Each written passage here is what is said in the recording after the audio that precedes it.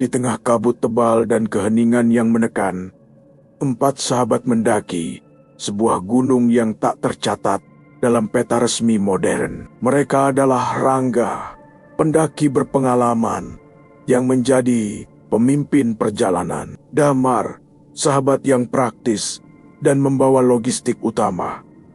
Arjuna, pendaki pemula yang ikut karena rasa penasaran. Serta Bagus, pemuda yang mendokumentasikan setiap langkah melalui lensa kamera. Awalnya, pendakian ini hanyalah pelarian dari rutinitas kota. Sebuah janji untuk menyusuri jalur lama yang konon lebih singkat, sepi, dan belum tersentuh keramaian. Namun, apa yang mereka kira sebagai petualangan biasa, perlahan berubah menjadi lorong waktu yang membelokkan realitas, menguji nalar, dan memaksa mereka menghadapi sesuatu yang tak pernah benar-benar pergi. Kisah bermula di teras rumah kontrakan. Usai maghrib, hujan baru reda. Udara masih menggigit. Rangga membuka peta usang di ponselnya, menyebut sebuah jalur dari sisi barat yang jarang dilalui. Tanpa firasat buruk, mereka membagi tugas dan bertolak keesokan paginya. Perjalanan panjang membawa mereka ke desa kecil di kaki gunung. Tempat yang sunyi, minim fasilitas, dan nyaris tanpa jejak pendaki lain. Di warung tua, seorang bapak tua menatap mereka likat-lekat saat mendengar tujuan pendakian. Dengan suara pelan namun berat, ia berpesan, "Jangan sampai kemalaman." Kalimat itu terdengar seperti nasihat biasa, namun menyimpan beban yang tak terucap. Tak ada yang memprotes. Mereka melanjutkan perjalanan ke mulut jalur. Awalnya, jalan setapak masih terlihat, tali penanda kusam, bekas pijakan lama, dan beberapa kayu lapuk menjadi penunjuk arah. Namun semakin dalam mereka melangkah, hutan semakin merapat dan rendah menyentuh bahu. Semak menutup pandangan, dan yang paling mengusik, tanah itu terlalu bersih. Tidak ada bungkus makanan, tidak ada bekas api unggun, tidak ada sampah atau jejak rombongan lain. Seolah tempat itu sengaja dikosongkan, atau sengaja menunggu. Bagus, yang berjalan di barisan belakang, mulai mendengar langkah tambahan di luar ritme mereka. Begitu ia berhenti, langkah itu ikut hilang. Damar mencoba meredam ketegangan dengan candaan. Arjuna mulai sering bertanya arah, sementara Rangga tetap tenang. Meski matanya tak lepas dari peta yang tak lagi sesuai medan. Menjelang senja, mereka mendirikan tenda di area datar. Kabut turun lebih cepat dari perkiraan. Malam pertama berlalu dalam keheningan yang tak wajar. Hingga pukul 2 pagi, suara langkah kaki membangunkan mereka. Damar membuka resleting tenda. Jejak sepatu berhenti tepat di depan kanvas. Tanpa jejak keluar, tidak ada yang berlari, tidak ada yang memutar, tidak ada jejak yang menjauh. Hanya berhenti. Pagi datang tanpa kicau burung, tanpa angin, tanpa suara alam yang biasa menyapa. Rangga sudah duduk di luar, menatap tanah. Bagus menyusul. Jejak itu masih ada, lebih jelas, lebih banyak, lebih dari 10 jejak berbeda, saling tumpang tindih. Semuanya hanya mengarah ke tenda. Dimas mencoba beralasan logis. Mungkin pendaki lain lewat, tapi jika lewat, kenapa tidak ada jejak pulang? Hutan menolak menjawab. Mereka berkemas. Lebih cepat, perjalanan dilanjutkan dengan langkah yang dipercepat, jarak antar pendaki yang merapat, dan kewaspadaan yang tak terucap. 1 jam kemudian, suara langkah itu muncul lagi dari belakang. Bagus berhenti. Suara itu berhenti. Ia menoleh, kosong. Mereka lanjut. Suara itu kembali. Kali ini lebih dekat. Rangga memerintahkan diam. Semua menahan napas. Di tengah keheningan yang mencekik, langkah itu terdengar 2 kali. lalu berhenti tepat di belakang mereka. Damar menoleh dengan trekking pole terangkat. Arjuna hampir menjatahkan tas. Tidak ada siapa-siapa, hanya hutan yang menatap balik. Keanehan memuncak ketika mereka menyadari bahwa jalur itu berputar. Sebuah pohon besar dengan akar menonjol dan goresan tipis di batangnya muncul di depan mereka. Bagus mengenali tanda itu. Mereka melewatinya pagi tadi, padahal mereka merasa berjalan lurus. Rangga mencoba belok ke kiri, memaksa masuk ke semak yang lebih rapat, berharap keluar dari lingkaran itu. Setengah jam kemudian, pemandangan yang sama menyambut mereka. Pohon yang sama, goresan yang sama. Arjuna mundur. Damar mengusap wajah dengan kasar. Bagus merasa tekanan di kepala semakin berat. Rangga tidak bicara lama. Ia hanya melangkah melewati pohon itu. Kita lanjut. Malam kedua lebih gelap, lebih sunyi, lebih menekan. Kabut turun seperti tirai tebal. Mereka mendirikan tenda lagi. Bukan karena ingin, tapi karena tubuh sudah tak sanggup. Begitu lampu dimatikan, langkah kaki itu kembali. Bukan satu, banyak. Berat, ringan, menyeret, mengelilingi tenda dalam radius yang tak pasti. Bagus menghitung, tapi jumlahnya tak teratur. Seperti mereka berjalan sendiri-sendiri, namun tetap mengunci satu titik tenda itu. Tiba-tiba, gesekan di sisi kanan kanvas. Tekanan dari luar. Kain tenda masuk ke dalam, seperti ada tangan yang mendorong. Arjuna menutup mulutnya sendiri. Damar menggenggam tongkatnya erat. Rangga duduk, mata tak lepas dari arah suara. "Jangan keluar," bisiknya. Beberapa menit kemudian, semua berhenti. Mendadak, terlalu sunyi. Hingga pagi, mereka tak tidur. Setiap detik terasa seperti menunggu vonis. Pagi ketiga, tanah di sekeliling tenda dipenuhi jejak. Lebih banyak dari sebelumnya. Semua sisi, seperti semalam, mereka benar-benar dikepung. Namun sekali lagi, tidak ada jejak yang menjauh. Hanya mendekat, hanya berhenti. Arjuna memalingkan wajah. Damar mengusap wajah dengan kasar. "Kita turun sekarang." Rangga mengangguk lelah. Tapi kalimat berikutnya membuatnya sadar. Mereka tidak tahu arah turun. Jejak mereka sendiri di tanah lembab itu hilang. Bagus menunduk, memastikan benar tanah itu bersih. Seolah langkah mereka tak pernah ada. Rangga mengubah nada suara. Lebih keras, lebih tegang. "Jangan berhenti, jalan terus." Jalan terus. Kabut menebal. Pandangan menyusut. Bayangan di antara pohon muncul dan hilang saat mata fokus. Hingga mereka menemukan papan kayu tua, miring, tertutup lumut. Rangga membersihkannya. Tulisan itu terbaca jelas. Jalur ini ditutup sejak 7 tahun lalu. Dilarang melintas. Hening, angin berhembus, tapi terasa seperti nafas yang lewat di antara mereka. Damar menatap Rangga tajam. "Lo tahu soal ini?" Rangga menjawab pelan. "Gue pernah dengar, tapi gak detail. Kepercayaan retak di tempat seperti ini." Keraguan lebih mematikan dari rasa lapar.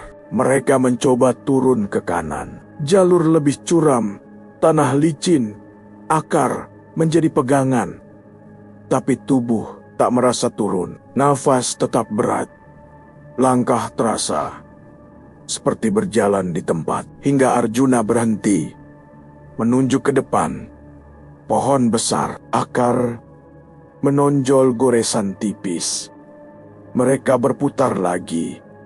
Arjuna panik. Damar menatap Rangga dengan mata yang mulai putus asa. Rangga menutup mata, lalu membuka lagi. "Jalan terus, jangan berhenti." Mereka lanjut. Kabut semakin pekat hingga terdengar suara. Bukan langkah, bukan angin. Suara manusia berbicara pelan, tak jelas dari depan. Arjuna melangkah. Halo, tidak ada jawaban. Suara itu tetap ada.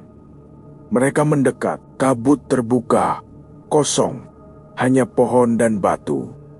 Tapi suara itu masih ada. Sekarang, dari segala arah, berubah menjadi panggilan. Pelan, panjang, dan di tengahnya, Bagus mendengar namanya dipanggil. Ia membeku, kabut bergerak, sosok berdiri. Diam, menghadap mereka, tingginya setara Rangga. Wajah tak jelas, tapi tatapannya terasa nyata. Bagus, suara itu lagi. Lebih dekat. Arjuna menariknya mundur. Damar bertanya, siapa itu? Tidak ada jawaban. Rangga maju satu langkah, lalu berhenti. Semua mundur. Sosok itu tak bergerak, hanya menatap. Hingga Bagus menoleh ke kanan. Ada sosok lain, lebih kecil, di balik batang pohon. Diam, ia menarik napas pendek. Ada lagi. Damar menoleh. Kosong, tapi Damar tahu Bagus tidak berhalusinasi. Mereka berbalik, melarikan diri, tanpa arah, hanya menjauh. Setelah berhenti, napas tengah Arjuna hampir rubuh. Damar berbisik, ini udah nggak benar. Rangga memberi perintah baru. Jangan jawab kalau ada suara lagi. Mereka lanjut, tanpa kompas, tanpa peta. Hanya insting, hingga Bagus merasakan lagi. Diikuti, ia menoleh. Kosong. Tapi tanah di belakang mereka ada jejak baru, basah, mengikuti mereka. Rangga melihatnya, wajahnya berubah. Untuk pertama kalinya, ketakutan tak bisa disembunyikan. Jejak itu muncul satu persatu, menjaga jarak, mengawasi, hingga jalur di depan tiba-tiba terbuka. Lebih lebar, lebih jelas, seperti jalan yang benar. Mereka masuk, langkah terasa lebih ringan. Cabang tak lagi merintangi. Arjuna mulai tenang. Kayaknya ini benar. Bagus menoleh, jejak di belakang hilang, seolah tak pernah ada. Udara terasa lebih normal.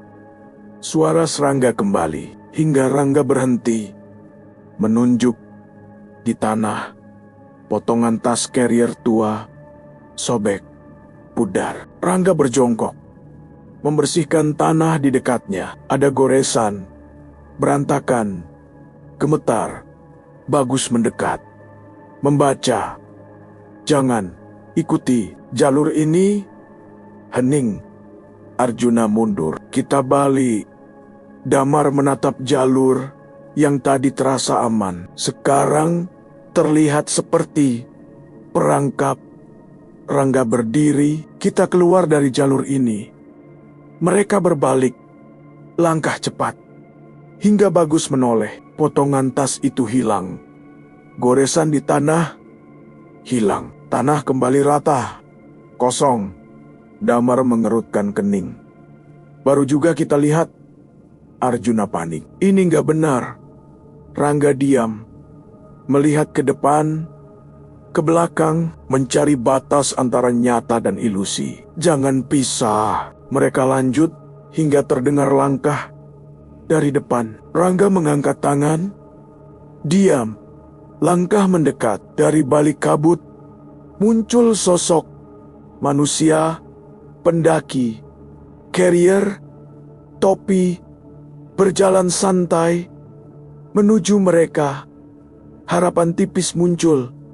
Damar memanggil, "Mas?" "Tidak," dijawab. Sosok itu berhenti, menghadap, diam, wajahnya buram, seperti kabut yang tak bisa fokus. Rangga bertanya, "Mas, Ini jalur keluar. Tidak ada jawaban. Perlahan, sosok itu mengangkat tangan, menunjuk ke arah jalur yang tadi mereka tinggalkan. Jalur yang ada potongan tas. Jalur yang tertulis peringatan. Arjuna menggeleng cepat. "Jangan ikut!" Damar menatap Rangga. "Ini nggak beres." Bagus merasakan bulu kuduk berdiri. Sosok itu masih menunjuk. Tidak bicara, hanya menunjuk. Rangga berkata pelan, "Kita nggak ke sana." Beberapa detik, sosok itu menurunkan tangan, berjalan mundur. Masuk ke kabut, hilang. Arjuna duduk. "Gue nggak kuat."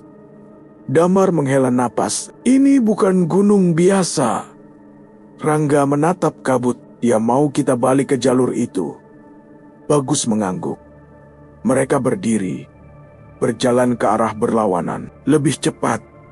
Takut terlambat, takut dipaksa kembali. Kabut menipis.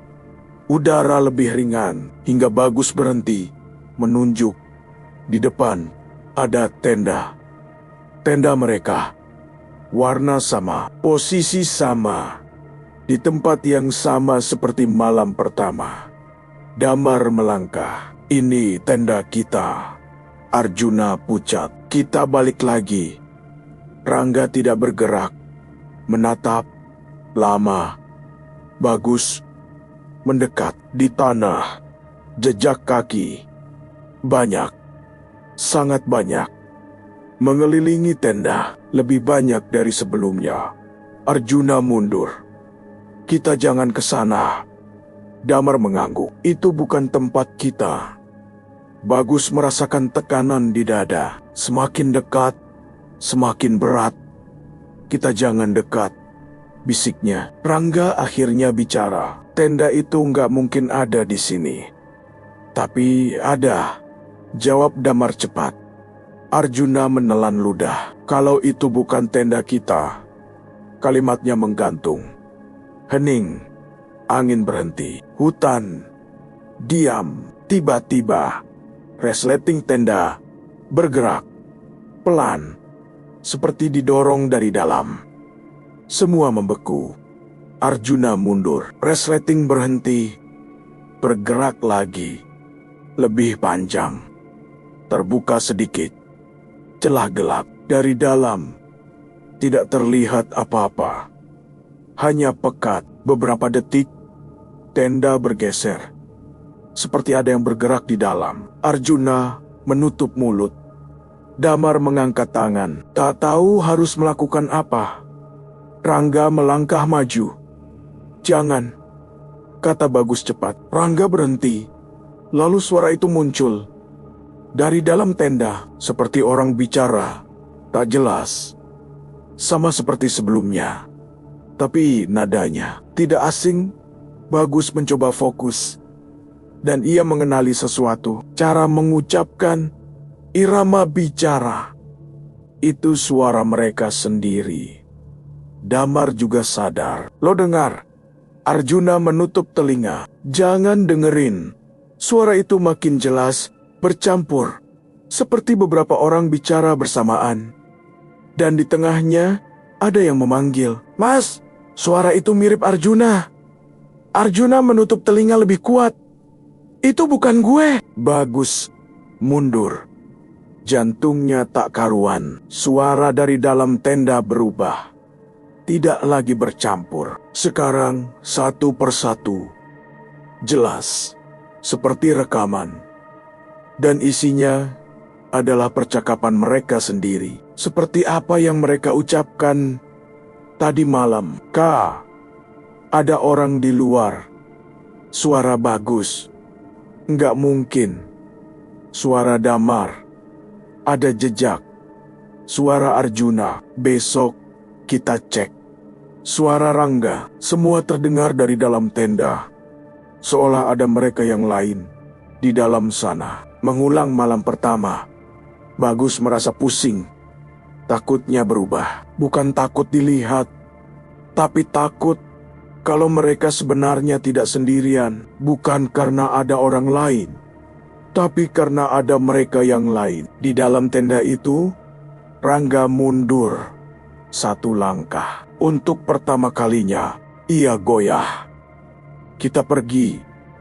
Tidak ada yang menunggu. Mereka berbalik, berlari, tak menoleh. Suara dari tenda masih terdengar beberapa detik, lalu hilang ditelan kabut. Mereka tidak berhenti hingga napas tak kuat berhenti. Arjuna duduk. Damar menarik napas dalam. Bagus menatap tanah. Masih bersih. Tak ada jejak mereka. Rangga berdiri diam. Itu bukan kita. Tidak ada yang menjawab.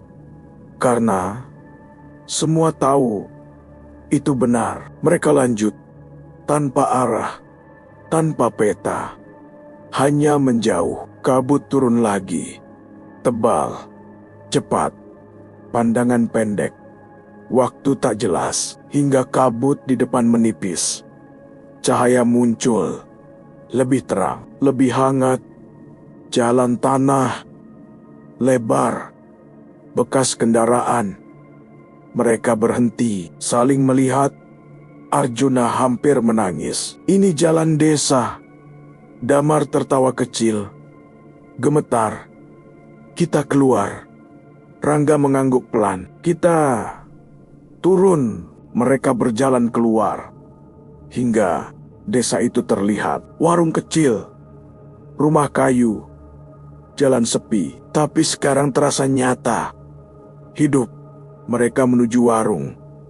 Bapak itu masih ada. Begitu melihat mereka, wajahnya berubah.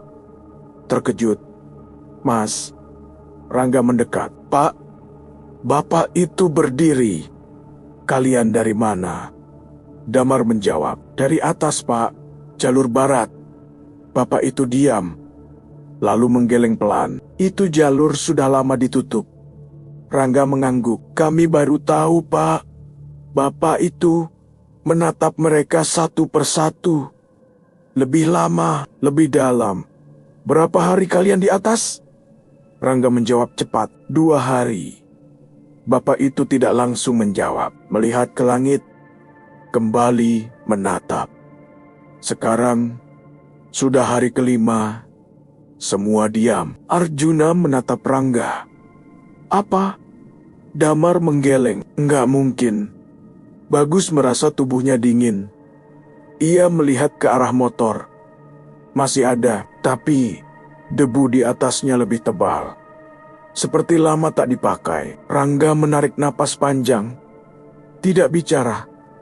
Bapak itu melanjutkan pelan. 7 tahun lalu, ada rombongan pendaki masuk lewat jalur itu. Mereka tidak pernah turun. Semua fokus. Arjuna menelan ludah. Damar tak bicara. Bagus merasakan sesuatu yang sangat tidak enak, katanya. Sebelum hilang, mereka juga melihat jalur yang seperti mengantar mereka keluar. Bapak itu berhenti, menatap lurus. Tapi yang keluar, ia tidak melanjutkan. Tidak perlu. Semua sudah mengerti. Bagus teringat. Tenda. Suara percakapan mereka sendiri. Jejak yang mengelilingi. Sesuatu yang menunggu. Rangga menunduk. Untuk pertama kalinya, ia tak punya kata. Mereka tidak lama di situ. Memastikan motor bisa dipakai. Langsung pergi. Perjalanan pulang terasa sepi. Tak ada yang bicara. Tak ada yang membahas. Seperti sepakat untuk tidak mengulang. Hingga di tengah jalan, Bagus melihat sesuatu di kaca spion. Sekilas, seperti ada sosok duduk di belakang. Diam, menghadap ke depan. Bagus menoleh. Kosong. Tidak ada siapa-siapa. Ia tidak bilang ke yang lain. Ia hanya diam sampai sekarang. Dan sejak hari itu, mereka tidak pernah lagi naik gunung bersama. Tidak pernah membahas jalur itu. Tidak pernah kembali. Seolah semuanya sudah selesai. Padahal, kalau benar mereka sudah keluar, lalu siapa yang masih ada di dalam tenda itu?